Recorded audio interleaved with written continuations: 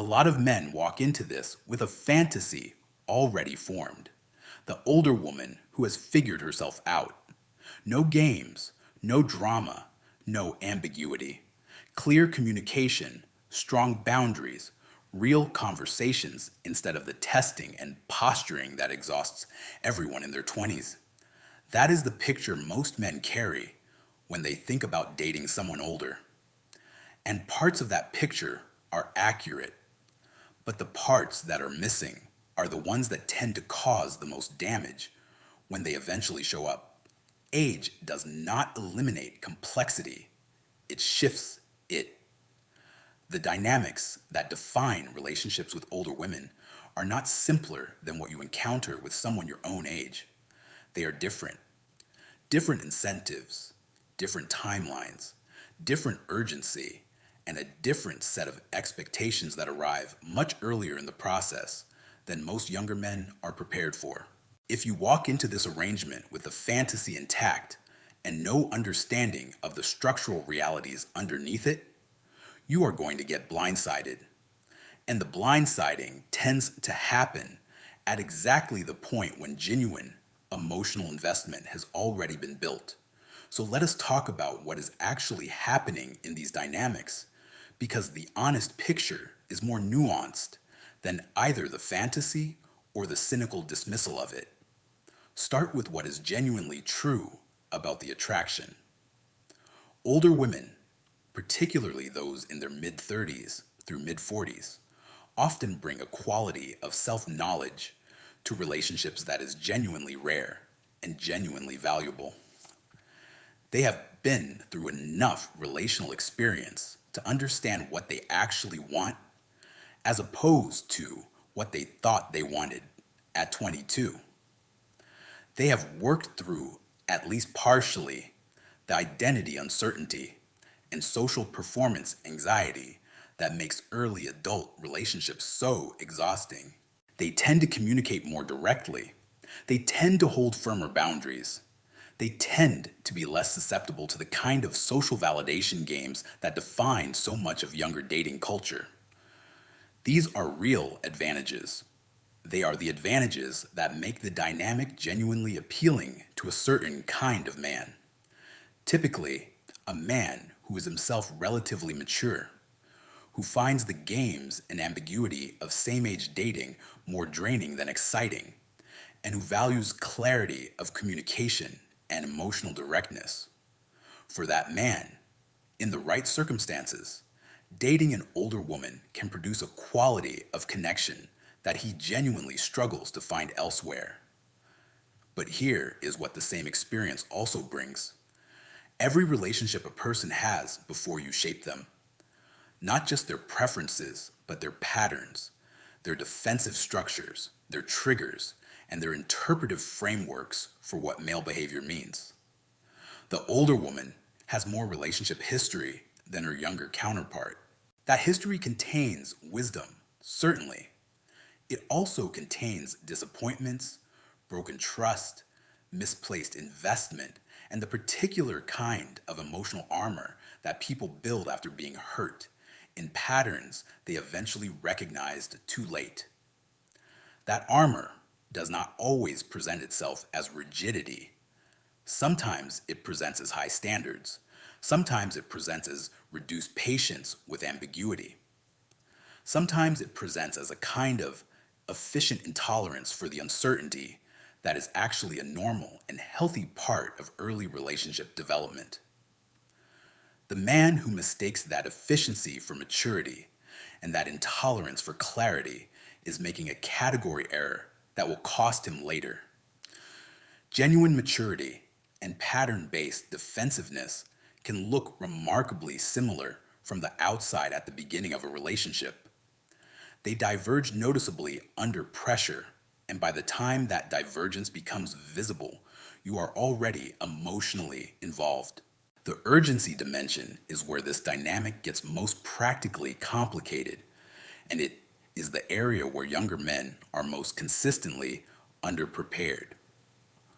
Life stage creates urgency, and urgency shapes what a person is actually looking for in a relationship, regardless of what they say about it in the early stages. A woman in her late 30s or early 40s who wants children is operating on a biological and logistical timeline that is real, pressing, and not negotiable in the way that the same question is negotiable for a man in his late 20s.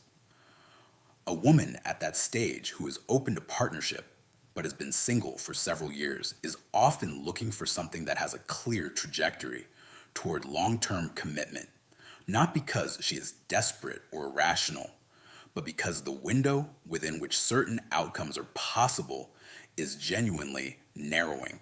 If you are a younger man who is still in the exploration phase, still figuring out what you want from a career, a city, a life, still open to multiple possible futures, you are operating on a completely different internal timeline. And the collision between those two timelines, one characterized by openness and exploration, and the other by increasing urgency and need for defined trajectory, is one of the most predictable sources of pain in age gap relationships. The problem is not the age gap itself. The problem is the timeline misalignment that the age gap often produces. And the particular cruelty of this misalignment is that it tends to surface after genuine emotional connection has been established, at exactly the point when both people have invested enough to make the discovery painful.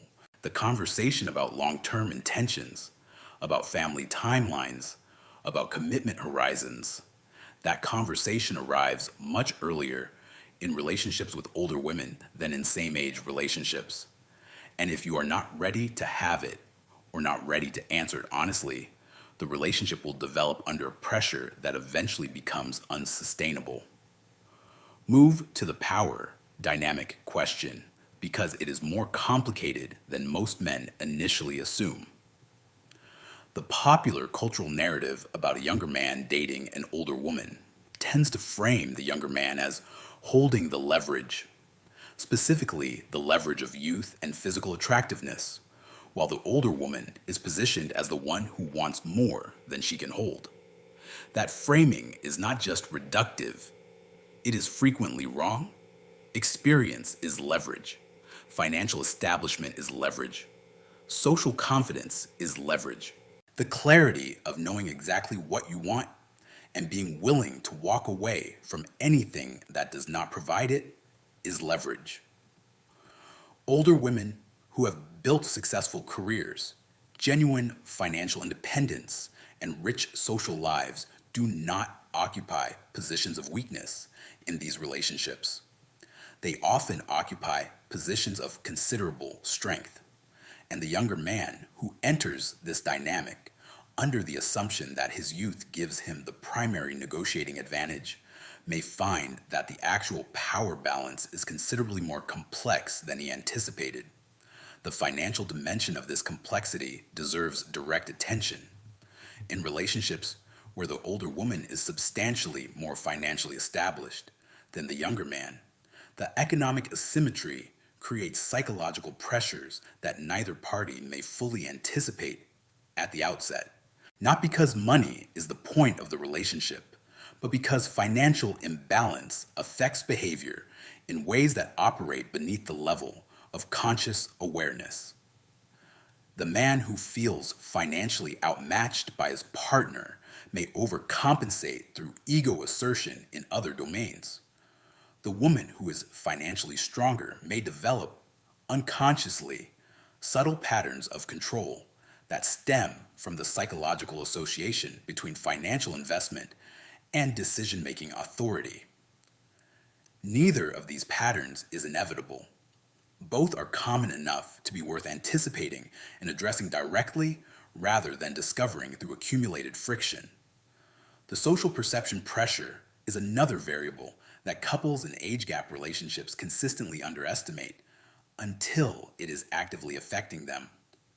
The opinions of family members, friend groups, and the general social environment do not stay outside the relationship. They find their way in, sometimes through explicit commentary, and sometimes through the subtler medium of the couple's own internalized awareness of how they are perceived.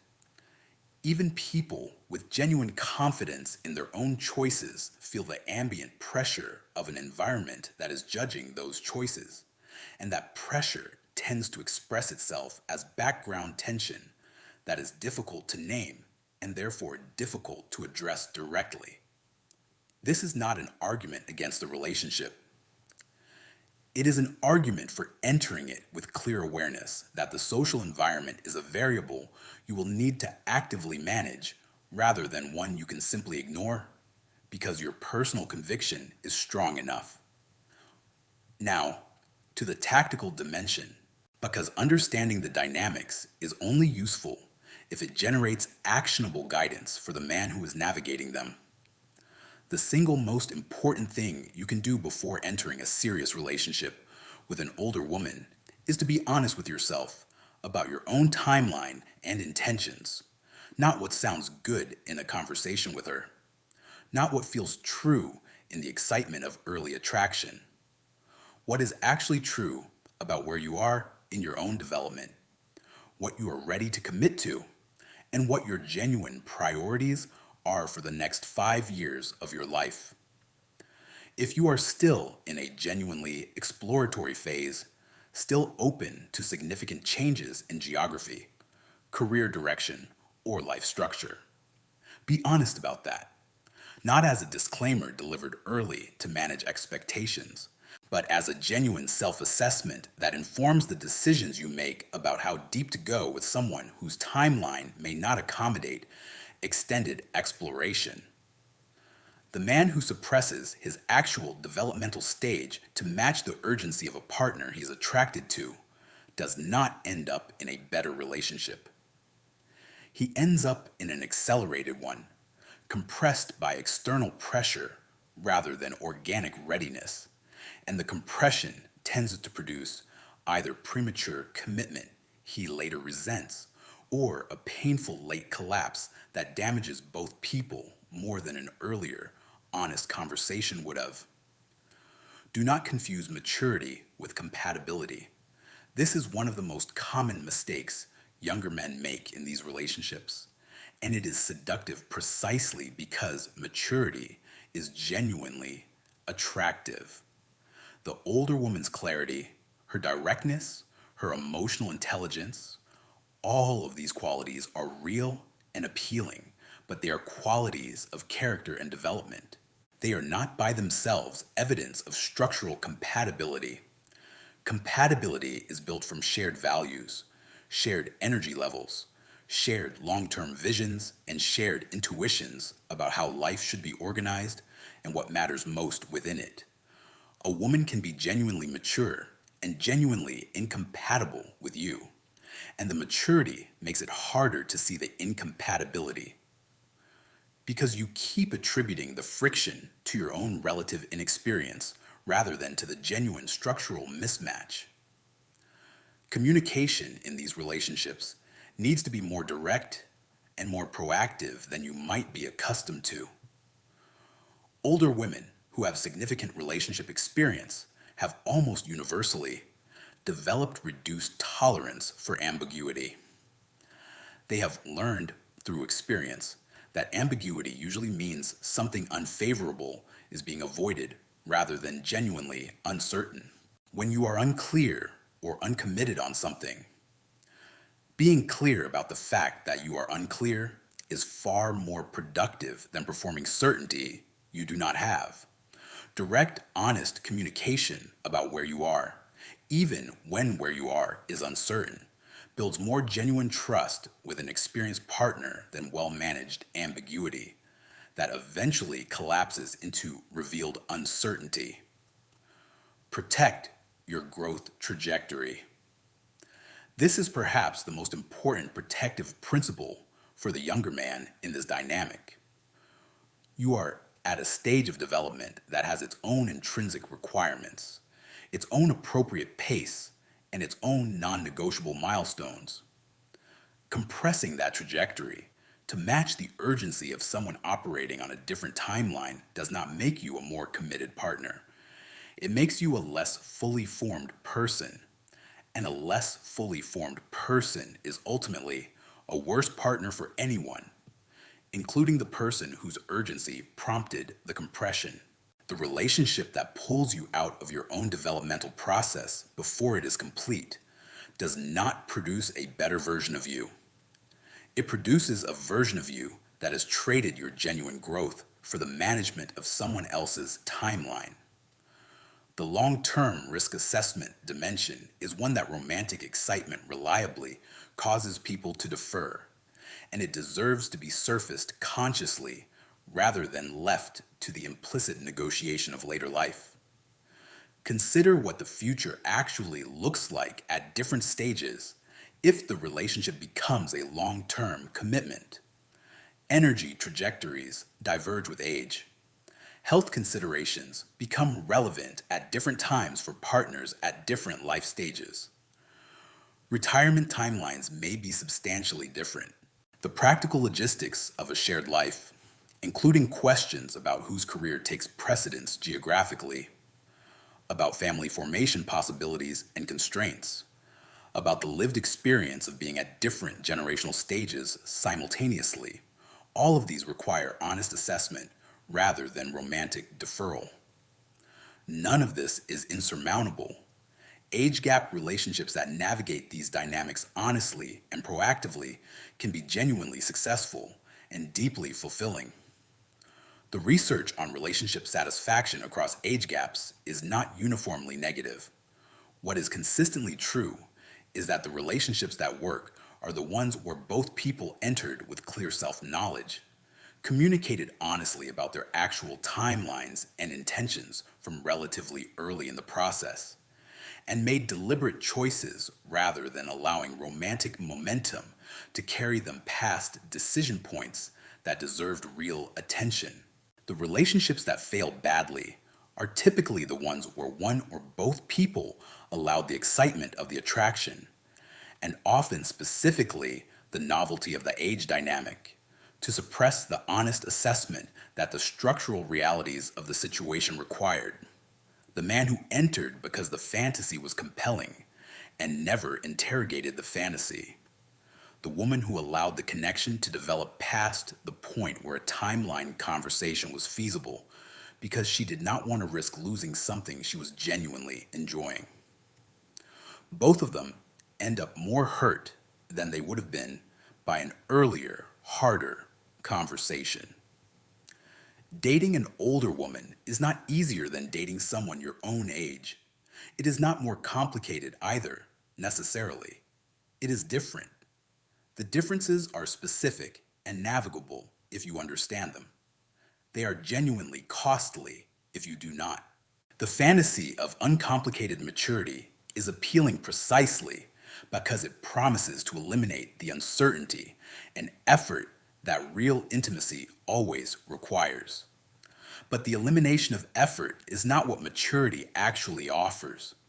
Maturity offers clarity, directness, and the particular quality of connection that comes from two people who know themselves well enough to engage honestly.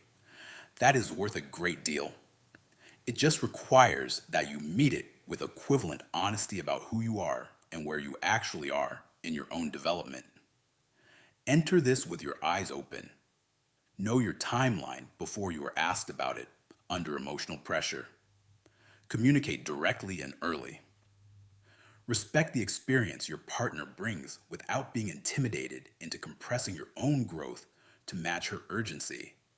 And choose from genuine alignment rather than from the compelling but insufficient foundation of attraction and novelty. Clarity first, then connection. That is the sequence that actually works.